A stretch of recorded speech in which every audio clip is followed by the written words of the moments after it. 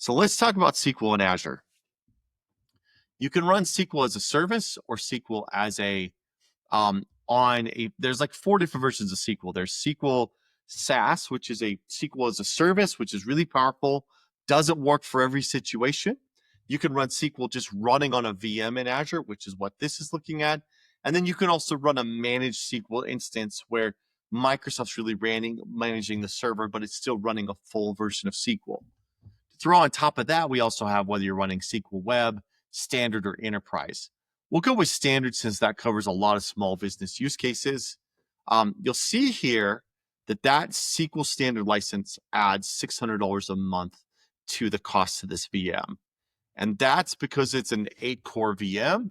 If we went to a smaller 4-core VM, it'd be around $300. If we go to a 32-core, it's $2,300. So the cost of the SQL is directly related to the number of cores you have on that VM. And so SQL is an expensive product, even if you're buying it on premise. It's also tied to the number of cores. There's a lot of cost there. You want to build a bigger SQL, Microsoft's going to charge you for that. You can use hybrid use benefit and eliminate that cost by paying for the license directly on SQL. The cost to benefit ratio is much lower on SQL than it is on the operating system. So yes, we could sell you that SQL Server and do hybrid use benefit, and we can walk through those scenarios with you. But oftentimes it's a much smaller savings than maybe we see with the Windows operating system. So once again, something we can definitely help you with. Now, the advantages of running SQL in Azure are there's native integrations with backup to blob and server backup and restore, some SQL Server reporting, SQL encryption. There's a lot of really cool plugins and tie-ins that server gets because it's in Azure, and it populates a lot of really great information in the Azure portal because you're running SQL in Azure.